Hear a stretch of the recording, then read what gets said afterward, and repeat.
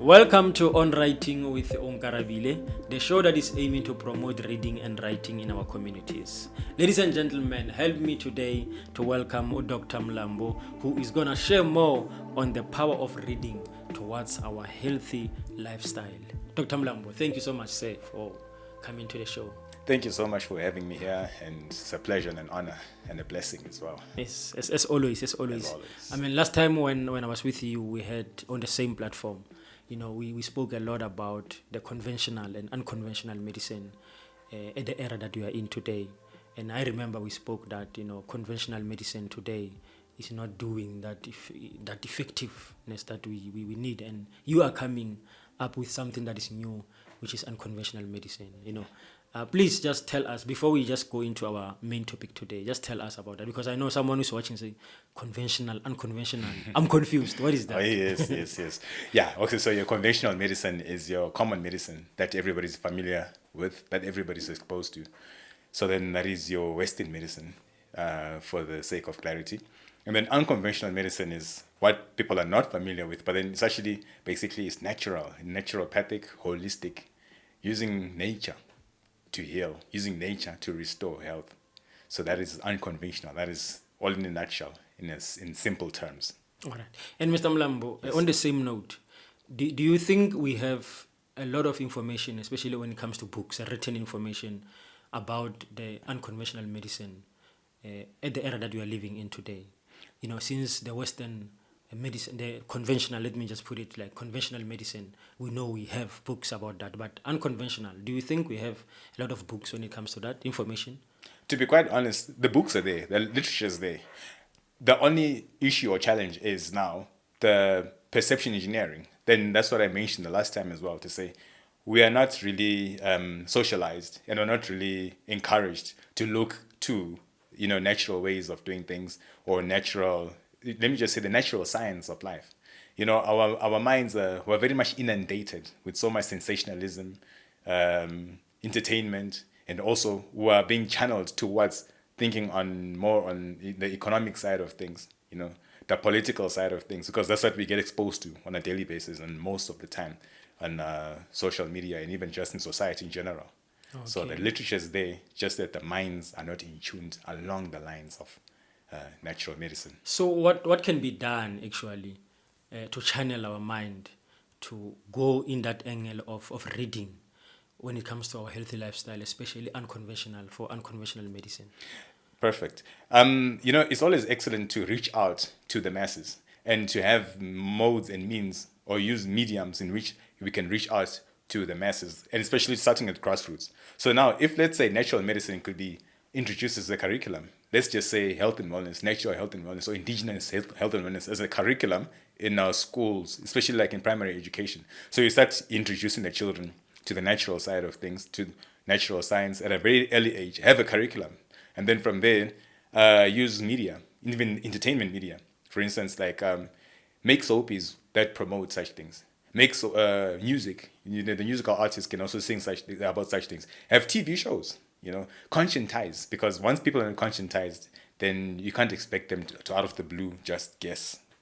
And I like it how you put it, especially starting the children when it's still early. Oh yes. But now I want to bring you to us now. Oh, yeah. As grown-ups. I told you earlier that I had an opportunity of working at a bookshop. Oh, perfect. And I've experienced something there, that 98% of the people who came to buy the bookshop did not actually go to the section of health and awareness. Oh, yeah. They will buy your finance, your business, your spiritual side of books, but not really on this on this health section. So how are we encouraging us, as grown up, to actually understand the importance, the power of reading healthy books? Now, let me use the example of bookshops. And let's learn now from how, say, supermarkets will promote a particular product that perhaps they stock. They'll get people from the daily section to cook, have samples, set up a table, approach people who are passing by or people who are coming into the supermarket, and then do a suggestive sale, an upsale, to say, look, we've got this new product. Wouldn't you like to try it out? Here's a sample, you can taste it. It does 1, 2, 3, 4, 5, 6, 7, 8, 9, 10. So I'm yet to get to a bookshop where they actually use that type of model. Because, I mean, obviously, people are coming to a shop to buy what they want to buy. But at the same time, everybody is susceptible to something new, you understand? So if there's something they don't understand, something that they don't know of, then we conscientize once again. And that's how perhaps we can come to us, on our level, on our scale of understanding to say, do we know much about health? Do we know much? Have you tried this book? Do you know this book actually exists? Do you know this book has got information of X, Y, Z, A, B, C? Then the books will actually start selling. Yeah, I know. And I mean, you remind me, and I told you that it was the first time I see that book called God's Pharmacy. Yeah. And many people love the book. It was actually one of the best-selling book when it comes to the health section. Oh, yeah. And I myself didn't know about it until I worked at the bookshop. And when I began to check that book, I realized that it has actually unconventional, information there. It talks about the healthy lives, how to eat, proper food.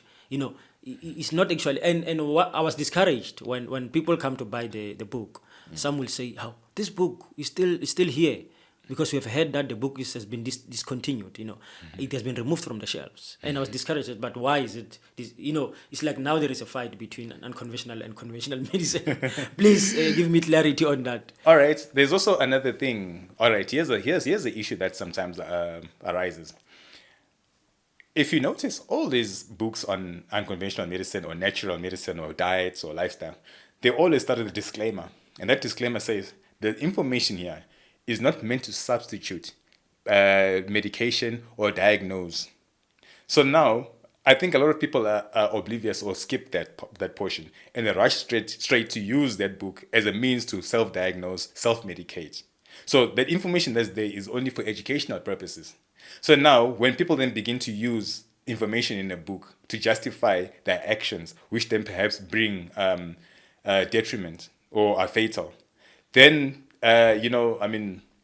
authorities will sit down and discuss and deliberate to say, so the actual problem is perhaps the information in this book, or perhaps that the people are not actually getting to read and understand the disclaimer that's there. So then now, that can perhaps be one of the reasons why then a book can be discontinued. Or then, nonetheless, then again, it can be the war between conventional and unconventional. Maybe there's a more commercial side to the conventional because, everything needs to make economic sense. Really, life is run by economics. Yeah, exactly. Yes. And Mr. Mlambo, you are doing a very great job. I mean, and you told me that 98, if not 99% of your books are actually about health and wellness. Yes. What actually inspires you to have such? I mean, personally, 98% of my books are about self-empowerment.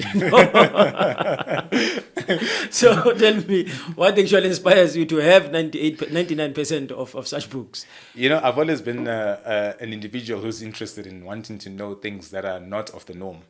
For instance, I've always wondered what it would be like to be able to survive outside of a metropolitan and economical world. How would it be? Like people like the Bushmen, and the Hadza people of Tanzania and Central Africa, and then the Basara, the Damara. Those are the people who fascinate me a lot because when you think of education and you think of survival, we only are channeled to think that you need to, from day one, go to school, get an education, get a qualification, get a job, get access to a piece of paper that gets you access to resources that you need to survive. Take that away, then what happens? So now, I then looked at these people, these groups of people, and I thought to myself, wow, these people actually have a master's degree in survival. They know what to eat, how to survive, when to heal, how to heal, They put such people in the bush and take them away from any civilization, and they know how to survive. Yeah. So that's what got me fascinated. Oh, yeah. And I mean, you met a lady and you were talking about the importance of reading health, and wellness books. And the lady said, no, that's not for me. Maybe accounting is for me, but no, not that one for me. And you explained to her that, this is one of the most important things for everyone, whether you're an accountant, whether you're a lawyer. Oh, yes. When it comes to reading health and wellness books, it's a primary thing. Oh, yes. Please tell us more about that. Yes, there's things that affect all of us as individuals. Like for instance, I'd like to. I always used to make a joke, but it's actually a practical example to say, if we could all start selling coffins, that is one business that you will never go broke, or you'll never have fluctuations, because everybody needs a coffin money or the other. So then now there's certain things in life that affect us all, whether you like it or not. And like natural science, biology affects us all, whether you like it or not. Politics, whoever actually controls your food controls you directly. Whoever controls your medication has direct access and control over your life. So now those are the things that we also need to have control over, because if we allow our food, our health, and everything else to be in the hands and control of other people, then we have no control. In other words, things can be done to us without our consent. Things can be done to us that actually violate us without us knowing. So then we live in a society whereby everything is run commercially, and being that things are commercial, things like health and wellness and life is secondary, but then the money making is primary. So then now let us not be the objects of other people to make money, yet we don't have control of that, because these things affect our lives directly. So then unfortunately, accounting cannot be for everybody, because the Bushmen do not have to do anything with accounting. But then when it comes to life, we all breathe, we all eat, we all sleep, we all die, we all get sick, and we all need help. No, that's very true. That's very true. Yeah. Now, Mr. Mlambo, are you encouraging, us as authors also? Because when it comes to reading, when we talk about the importance of reading, yes, obviously you have to read something that is written. Yes. So there must be people who write yes, what you have to read about. Oh yes. So do you think maybe when it comes to us authors, are we also lacking when it comes to writing about health and awareness subjects, or what is happening? Yeah, I would say also diversifying. We're living in a society that makes us think in a linear, monolithic style. Our thinking is linear. So then we only tend to focus on one thing and not look at things at a broader perspective. So now as authors, if you can then break out of that cocoon and say, let's look at things from a broader perspective, and let's have a different definition of life. Then now we begin to realize that health, wellness, eating, diet, lifestyle, all those are the most important. That's the fundamental. Those are life's fundamentals. So then now, if you can write about that, on top of then writing about our history or our geography or our accounting or our science or other things, but then, always have that as a common denominator to say that is the most important fundamental. Then perhaps we'll have the opportunity to have a different variety of books, especially the ones that can also touch on health and wellness and life. I mean, and as you always say that, your health is your wealth.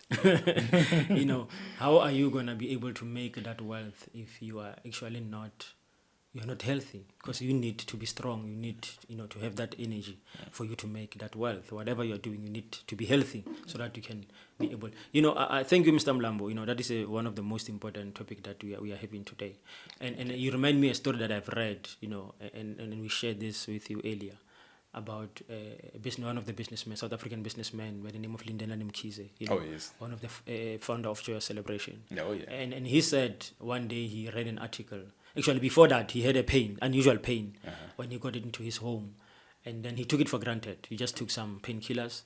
But while he was about to sleep, he then remembered the article that he read that says if you have an unusual pain, especially on your chest and your hand, it can be a sign of heart attack or stroke.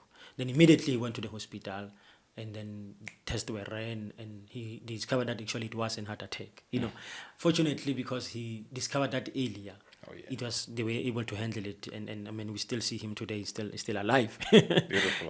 And that story is really an inspiration of saying, imagine if he didn't know about that information, of that kind of health issues. Obviously, we could have speak something different today. Yes. But he said, when he finished, that article saved my life.